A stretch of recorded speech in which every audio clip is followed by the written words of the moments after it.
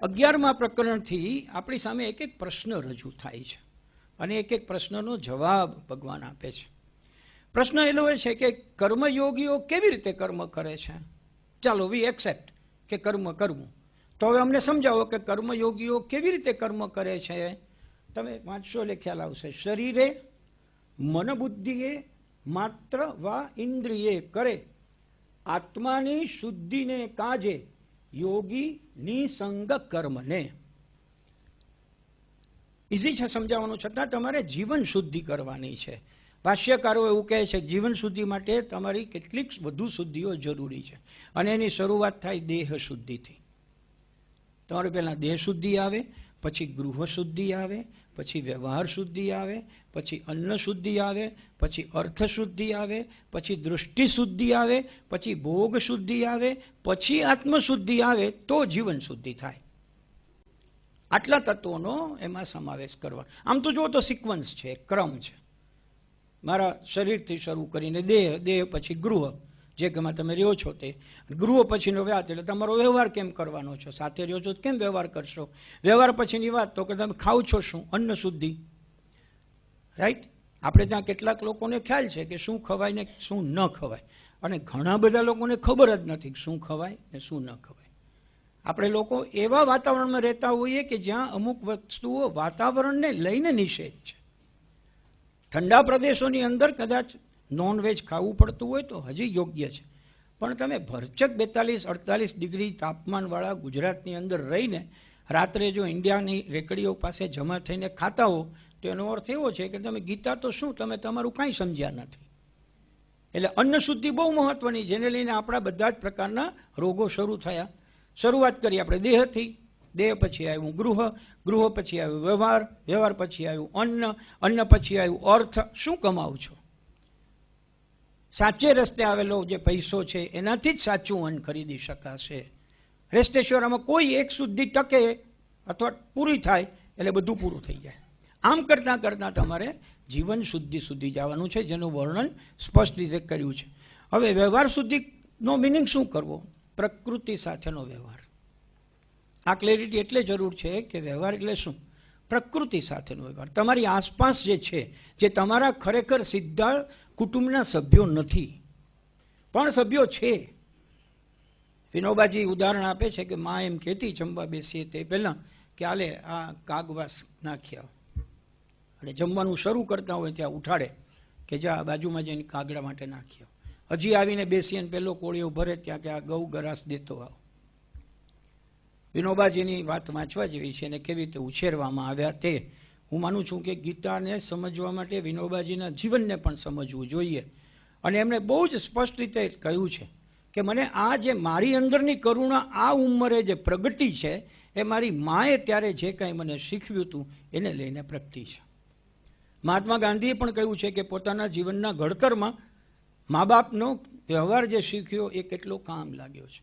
તુલસીના ક્યારામાં પાણી ન નાખ્યું હોય ત્યાં સુધી મારાથી જમાય નહીં, કારણ કે મારો પ્રિય છોડ જો ભૂખ્યો હોય તો હું કેમ જમી શકું?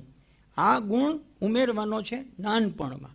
મોટા થયા પછી માતાની જગ્યાએ આવેલી પેલી પત્ની આવું કંઈ નહીં કરે. એટલે તમારામાંથી જે માતા હોય એણે આનું ધ્યાન રાખવું. વ્યવહાર પ્રકૃતિ સાથે, વ્યવહાર તમારા સ્વજનો સાથે. અહીંયા યાદ રાખવું પડે કે સ્વજન કોને કહેવા.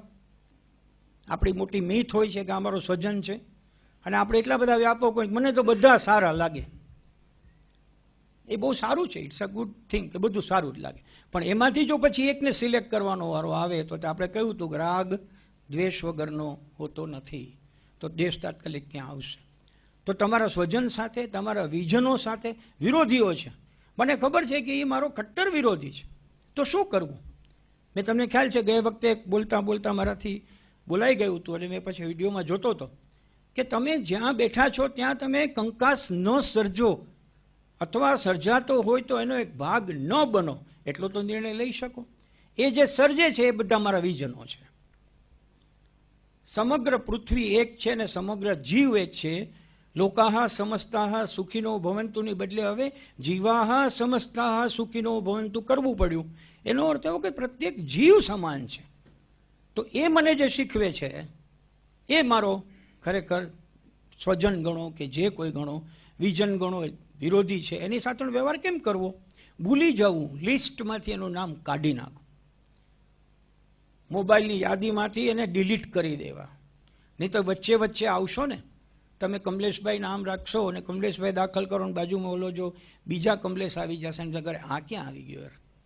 ના, એની બદલે એને ડિલીટ કરી નાખો. આપણે જે કમલેશ યાજ્ઞિકનું કામ છે એ જ સામે આવે, બાકીનાને ડિલીટ. સંસારમાંથી આમ જ ડિલીટ કરતા શીખવું અને સમજવું કે 140 કરોડ લોકો છે, બધાને હું ઓળખતો નથી, એમાંનો એક આ છે. કાલે સવારનો કોઈ આવીને કે તમારા વિશે ફલાણા ભાઈ એમ કીધું, એટલે આપણે પૂછવાનું, એમ એ ભાઈ કોણ? હું ઓળખતો જ નથી. એટલે બીજા શબ્દોમાં કહીએ તો એ જે એક પ્રકારનું નિરાશાવાળી વાત છે, એમાં તમારી જાતને બહાર લઈ લ્યો તમે પોતે, તો તમે એનાથી બચી જઈ શકશો. એક બહુ સુંદર મજાની વાત છે, તુલસીદાસજીનું વાક્ય છે, તુલસી ઇસ સંસાર में भात भात के लोग सबसे हिल मिल चालिए नदी नाव संजोग. આ ત્રણ એણે જાણી જોઈને કહ્યા છે કે નદી, નાવ અને સંજોગ. એની પાછળનો અર્થ લાંબો છે, પણ એમાં હું અત્યારે જતો નથી, મારો વિષય નથી. નદીની અંદર વહેવાનું છે, વહાણની અંદર વહેતા પાણીમાં ચાલવાનું છે, તરવાનું છે, અને એ બંનેને તો જ સફળ બને જો સંજોગો યોગ્ય હોય તો. એટલા માટે એણે 3 શબ્દો વાપર્યા. તુલસીદાસ તો પ્રખર વ્યક્તિત્વ હતા, એટલે એવું માનવાને કારણ નથી કે એને એમને વાપર્યા હશે. એ લાંબુ ભાષ્ય થાય. એટલે હવે 12મો શ્લોક. યોગી કર્મફળો છોડી નિષ્ઠાની શાંતિ મેળવે. યોગી કર્મફળો છોડી નિષ્ઠાની શાંતિ મેળવે. આજે આપણે વહેંચો નૈષ્ઠિકીમ, નિષ્ઠાથી શાંતિ મેળવે. અયોગી ફળનો લોભી બંધાતો વાસના વડે. બે સીધી વાત છે, એક યોગી છે અને એક અયોગી છે. તો એ બંનેનું કેવી રીતે બને? તો એક કીધું છે કે તમારે નૈષ્ઠિકી એટલે સ્થિર શાંતિ, એનો અર્થ થાય સ્થિર શાંતિ. સ્થિર શાંતિ જોઈતી હોય તો એ અતિ મહત્વના જીવન માટે જરૂરી છે, પણ એના માટે તમારે કેટલાક અશાંતિ ઊભા કરતા કારણોને દૂર કરવા પડે. એમ કહેવાય છે કે સ્થિર શાંતિ મળે જો અશાંતિ કરતા કારણો દૂર કરો તો. અને એ કારણો ગયા એટલે તમારી અશાંતિ પણ ભેગી ગઈ. એક મહત્વનું કારણ એ છે જેને આપણે દૂર કરવાની વાત કરી, ફળની ઈચ્છા, ફળની અપેક્ષા. તમે જોયું કે છોકરીએ જે કંઈ કર્યું, પોતાને ઉગ્યું ને કર્યું છે, એમાંથી કશું પ્રાપ્ત કરે, બાજુમાં ઊભા રહીને તાત્કાલિક બોર્ડ લઈને કે આને પૈસા આપો, બહુ જરૂરી છે. ના, એવું કાંઈ કરવાની જરૂર નથી. તમારાથી થઈ શકે એટલું નક્કર કરો અને જગ્યા છોડી દો. ફળની ઈચ્છા અથવા ફળની અપેક્ષા.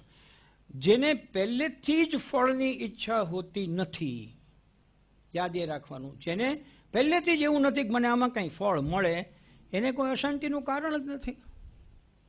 તમે ઘણી જગ્યાએ જોયું છે કે એવા લોકો હોય કે એને કોઈ ફળની અપેક્ષા હોય જ નહીં. તમે સવારે ક્યાંક ફરવા જતા હો તો તમે જોતા હશો કે કેટલાય લોકો નાનું નાનું કીડિયારું પૂરતા હોય. આપણને આશ્ચર્ય થાય કે વાંકા વળીને અડધી કલાક સુધી આ લોકો શું કરે છે? તો એ કોઈને કહેતા પણ નથી, કાંઈ નથી. એને એવું ઈચ્છાય નથી કે કોઈ દિવસ કીડીઓ છે ને જીવજંતુઓ સભા ભરશે ને એમાં આભારનો ઠરાવ પસાર કરશે. એવી કોઈ એની ચિંતા જ નથી. પણ છતાં જે થાય છે એટલે એને કહ્યું છે કર્મયોગી કર્મોના ફળને ત્યજીને ભગવત પ્રાપ્તિ સ્વરૂપ શાંતિ પ્રાપ્ત કરે છે. સ્થિર શાંતિ એટલે ભગવત પ્રાપ્તિ, ભગવાન મળ્યાને જેટલી શાંતિ થાય એવી શાંતિ પ્રાપ્ત કરે છે. જ્યારે સકામ માણસ કામનાની પ્રેરણાથી ફળમાં આસક્ત થઈને બંધાઈ જાય છે. આપણને ખ્યાલ છે, મેં એને ફોન કર્યો હતો સાહેબ કે 6 વાગે આવો છો ને, જોયું તો આવ્યા નહીં. ગયા વખતે કર્યો હતો તોય ના આવ્યા. બહુ આવું છે, તારું કામ 6 વાગે ફોન કરવાનો છે. આવે ન આવે એ તારે યાદ રાખવાનું નથી. તારે એક વોટ્સઅપમાં મેસેજ મોકલવાનો, પછી વોઇસ મેસેજ મોકલવાનો, પછી આવું કે ના આવું એનો આગ્રહ તું નહીં રાખ. તે તારું કામ કરી દીધું, પછી ગણવાની જરૂર નથી. હવે એને 3 વખત ફોન કર્યો ને આવતા વખતે હું ફોન જ નહીં કરું. હા, અશાંતિનું એક કારણ બિનજરૂરી, તમારે એને કાંઈ નહોતું તોય તમે ઊભું કરી લીધું. અને પછી એમાં પણ એ ભાઈ જો ભૂલેક્ષેમાં આવે ને એમ કે હું, તમે મને યાદ આપ, મેં તો યાદ આપ્યું જ તું યાર. થઈ ગયો ઝઘડો, જે ગઈ વખત આપણે વાત કરતા હતા, ક્લેશ થયું. ક્લેશથી આગા ભાગી જવું. ઘર હોય, સંસાર હોય કે સંસ્થા હોય.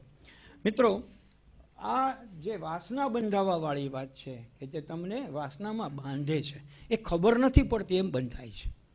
ક્યારેક આપણી લાગણી વાસના તરફ દોડી જાય છે, ક્યારેક આપણો કહેવાતો પ્રેમ પણ વાસના તરફ દોડી જાય છે. બને છે એવું કે જેમ જેમ તમારો પ્રેમ અથવા તમારી લાગણી વધતી જાય છે તેમ તેમ તમારી આસક્તિ, એની સાથેનું જોડાણ વધતું જાય છે. અને જોડાણ છે એ અપેક્ષા વગર ભાગ્ય જ થાય છે. તમે અહીંયા પ્રમુખ થાવ એટલે પ્રમુખ તરીકેની અમુક વસ્તુ મળવી જોઈએ એવું તમને કોઈએ ન કહ્યું તો પણ અંદર આવ્યું. આ બધી વસ્તુ એવી છે. પ્રાઇમ મિનિસ્ટર થયા એટલે સિક્યુરિટી આવી, મટી જશે પછી વહી જશે, પણ એ પ્રાઇમ મિનિસ્ટર પદની ભેગી આવે. આ ભૂપેન્દ્રભાઈ ધારાસભ્ય હતા ત્યારે કાંઈ નહોતું, પણ ચીફ મિનિસ્ટર થયા તો આજુબાજુ લોકો મંડ્યા ઘૂમવા, પણ ભેગું જ છે. એટલે અમુક વસ્તુ ભેગી જ આવે છે. એટલે એમાંથી તમને પછી આસક્તિ થાય છે અને પરિણામે એ પદ છૂટી જાય પછી જીવવું મુશ્કેલ પડે છે. કારણ કે પદ છૂટી જાય એટલે બાકીનું બધું વયું જાય છે. જેમ આપોઆપ આવ્યું હતું એમ જ આપોઆપ જતું રહે છે.